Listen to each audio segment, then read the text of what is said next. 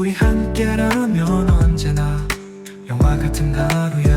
Oh, one day 빛나는 오늘 함께 웃고 함께 노래해. 소중한 이 순간 모여서 우리의 이야기가 돼. Сайн байцгаана уу? Өнөөдрийн бичлэгээр би та бүхэнд бас нэг бизнесийн сонирхолтой түүхийн талаарх бичлэгийг тайлбарлан ярьж өгөх гэж байна. Сүүлийн үед Солонгост хиймэл оюун ухаан ашиглаад YouTube хийж мөнгө олдог хүмүүс маш их болсон байна. Өнөөдрийн сонирхолтой түүхийн эзэн бол 15 секундын богино YouTube видео бүтээгээд 50 саягаар үзэлт авч хэдэн зуун мянган воны орлого олсон. Хамгийн сонирхолтой нь тэр ямар ч бүтээгдэхүүн зарахгүй зүгээр л хиймэл оюун ухаан ашиглаад affiliate линкээр мөнгө олж байгаа юм. За, бичлэг рүүгээ орцгоё. Хүмүүс иймэрхүү видеог хараад зүгээр нэг бүтээгдэхүүнийг танилцуулах гэж боддог. Гэхдээ үнэндээ ийм төрлийн видеонууд их мөнгө олдог. Хүмүүс видеог үзээд бараа үзэх гэсэн дээр дарна. Тэгээд тухайн бүтээгдэхүүнийг дахин дарж дэлгэрэнгүй харна. Хэрвээ таалагдвал шууд худалдаа авалт хийнэ. Жишээ нь хэн нэгэн сая 100 оны угаалгын машин худалдаж авбал түүнд ойролцоогоор 75 мянган оны шимтгэл орж ирнэ. Ингээд хүмүүс худалдан авалт хийсээр байвал зөвхөн ийм affiliate линкээр ч сардаа хэдэн сая воны орлого олж болдог. Хамгийн сонирхолтой нь юу вэ гэвэл энд байгаа бүх видеог бүгдийг нь AI ашиглаж хийсэн. Скрипт бичгээс эхлээд зураг үүсгэх, дуу хоолой хийх, видео бүтээх гэд бүх процессыг AI ганцаараа хийж чаддаг болсон. Тэгвэл ийм AI ашигласан видеог яг яаж хийдэг вэ? Хамтдаа харцгаая.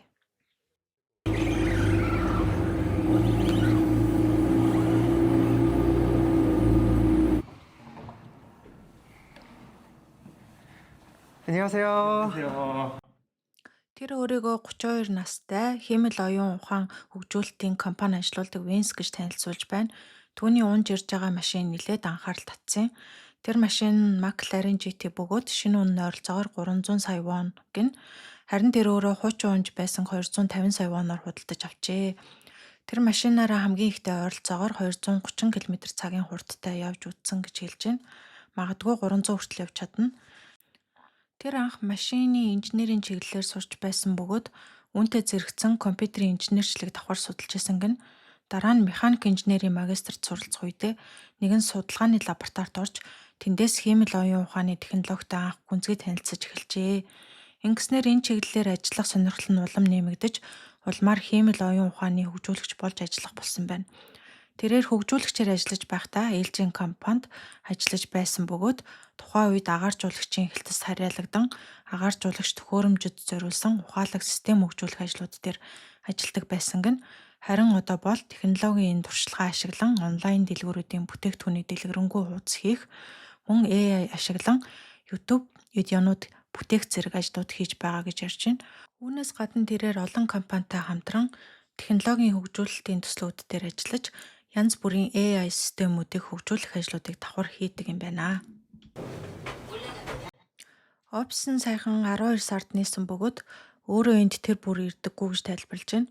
Өөрөөр хэлбэл ажилт нь Ops-д ажилладагч тэр өөрөө хаанаас ч ажиллах боломжтой зөвхөн ноутбук байхад л хангалттай цаг болон газар хамаарахгүй ажилладаг гэж хэлж байна. Ер нь барааны дэлгэрэнгүй хуудсыг хийхэд их хугацаа ордог шүү дээ. Харин AI ашиглавал зураг үүсгэх, текст бичих, бүтээгдэхүүний тайлбар бэлтгэх гэд бараг бүх процессыг маш хурдан хийж болдог гэж хэлж байна.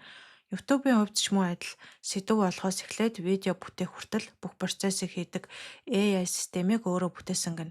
Хиймэл оюун ашиглаад маш богино хугацаанд олон видео үйлдвэрлэх боломжтой. Тэр програмаа зөвхөн өөрөө ашиглаад зогсохгүй хүмүүст ч бас борлуулдаг гэж хэлж байна. Бичлэг харуул түүний ажилдаг газар ердийн Ops шиг биш сургалтын төв шиг харагдаж байна. Тэр үнийг тайлбарлахдаа энэ бол суралцагчид ирж асуулт асуух, зөвлөгөө авах зорилттой газар гинэ. Мөн энд суралцсан хүмүүс хүсвэл насан туршдаа ирж асуулт асууж болно гэн. Одоогоор түүний туслахуд өөр Ops-д байгаа бөгөөд эх 7 хоногоос энэ газар ажиллаж эхлэх юм байна.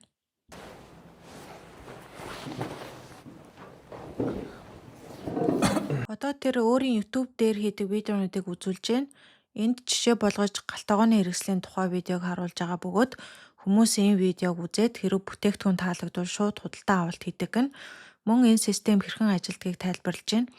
Жишээ нь видеон дээр гарсан бүтээгдэхүүн таалагдвал доор нь тухайн бүтээгдэхүүний линк гарч ирдэг. Хэрэв хүн тэр линкээр орж бараа худалдаж авбал түүнд шимтгэл орж ирдэг гэж хэлж байна. Зөвхөн тэр бүтээгдэхүүнээс ч биш, бичлэг үзсэн хүмүүсээс линкээр орсноос хойш 24 цагийн дотор ямар ч бүтээгдэхүүн худалдаж авсан тэр бүх худалдан авалтын 3% нь түүнд орж ирдэг гэн. Тийм болохоор хүмүүс ихэвчлэн сагсандаа олон бүтээгдэхүүн хийж байгаад дараа нь бүгдийг нэг дор худалдаж авдаг. Тэр бүх худалдан авалтаас түүнд шимтгэл орж ирдэг юм байна. Энэ хэсэгт тэр өөрийн YouTube сувгийн орлогыг харуулж байна. Харахад орлогын ихэнх нь affiliate буюу бүтээгдэхүүний холбоосоор орж ирдэг гэн. Зар сурчлагын орлого байдаг ч нийт орлогын гол хэсгийг affiliate програмаас авдаг гэн. Жишээ нь энд ойролцоогоор 900 мянган вон орлого орсон байна. Дараагийн жишээ болгон нэг гэр ахуйн бүтээгдэхүүний видеог үзүүлж байна. Гэхдээ хүмүүс зөвхөн тухайн бүтээгдэхүүнийг биш, бойлуур, халаагуур зэрэг өөр зүйлсийг ч худалдаж авсан байна. Хэрэв хэн нэгэн түүний линкээр орж ямар нэг бүтээгдэхүүнийг сагсандаа хийж худалдан авбал түүнд шимтгэл орж ирдэг системтэйг нь бодит цагийн статистикийг харахад нэг цагийн дотор 56 мянга гаруй хүн үзэж байсан байна. 48 цагийн үзэлтийн график тасралтгүй өссөөр байгаа нь харагдаж байна. Учир нь тухайн видео одоо хүртэл short speed дээр гарсаар байгааг нь.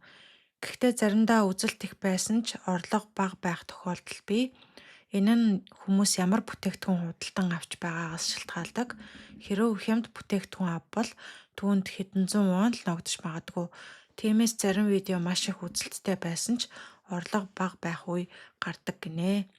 Мөн нэг сонирхолтой зүйл ярьсан. Зарим видеог нь маш сайн хийгдснээс болж гадаад үзэгчид ихээр үздэг болсон гин. Гэхдээ гадаад хэрэглэгчид affiliate линкээр худалдан авалт хийх боломжгүй тул тэдгээр үзэлтээс орлого орж ирдэггүй гин. Тиймээс бага зэрэг харамсалтай ч видеогоо сайн хийсэндээ сэтгэл хангалуун байдаг гинэ. Энэ хэсэгт тэрээр өөрийн ашиглаж байгаа AI системийг боддоор хэрхэн ажилтгийг харуулах гэж байна. Түүний хэлснээр энэ нь Wings AI Studio гэдэг short видео хийхэд зориулсан платформ юм. Нэг доороос скрипт бичих, зураг үүсгэх, дуу оруулах, видео хийх зэрэг бүх процессыг хийж болдог систем ажээ. Жишээ болгон матрастай ор буюу орд ирний бүтээгдэхүүн дээр тест хийж үзэхээр сонголоо.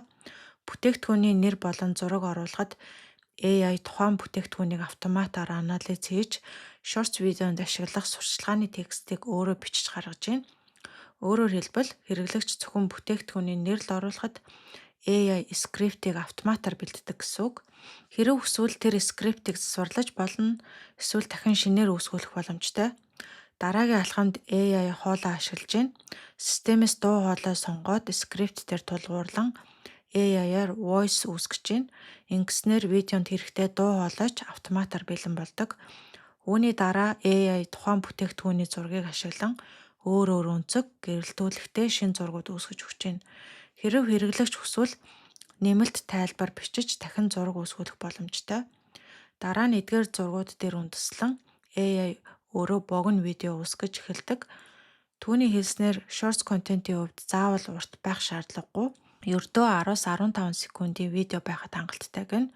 Ийм байдлаар ажиллавал өдөрт 20-30 видео хүртэл хийх боломжтой гэж тэр тайлбарлаж байна. Тэрээр нэг чухал зүйл хэлсэн бөгөөд өмнө нь shorts видео хийхдээ хүмүүс ихэвчлэн хятадын сайтуудаас бэлэн бичлэг татаж ашигладаг байсан гэнэ. Гэхдээ энэ арга нь тодорхой эрсдэлтэй байдаг. Учир нь бусдын бичлэгийг ашиглах үед YouTube дээр зохиогчийн эрхийн асуудал үүсч тухайн видео устгах эсвэл хязгаарлалт авах магадaltaй. Тиймээс хятадын платформудаас бичлэг авч бага зэрэг засвар хийгээд оруулах нь үргэлж аюулгүй арга биш гэж тэр тайлбарлаж байна. Харин өөрийн ашиглаж байгаа энэ AI системийн давуу тал нь бичлэгийг шинээр үүсгэдэг учраас ийм төрлийн эрсдлээс хамгаалах боломжтой гэж хэлж байна. Дараагийн алхамд тэр видеоны thumbnail буюу нүүр зургийг AI-аар үүсгэж байна. Тэр нэг сонирхолтой зөвлөгөө өгсөн бөгөөд thumbnail дээр тоо оруулах нь хүмүүс бичлэг рүү дарж орох магадлалыг нэмэгдүүлдэг гэж үздэг тул тэр өөрийн промпттой хүртэл заавал тоо оруулах команд хийж өгсөн гэж тайлбарлаж байна. Хэрэв хүсвэл thumbnail-ыг гараар засварлах боломжтой бөгөөд текстийн байрлал, өнгө хэмжээ эргүүлэх зэрэг тохиргоог өөрчлөх боломжтой гэнэ. Видео, дуу, зураг, thumbnail бүгд бэлэн болсны дараа систем дээрээ нэгтгэж эцсийн видео гаргадаг гэнэ. Энэ үед сабтайтлын стил, фонтын хэмжээ, байрлал, текстийн өнгө, background music мөн төрөл бүрийн эффектүүдийг нэмэх боломжтой. Өмнө нь ийм засваруудыг хийхин тулд CapCut зэрэг тусдаа програм ашиглах шаардлагатай байсан бол Тэр энэ бүх функцийг нэг систем дотор багтаасан гэж хэлж байна.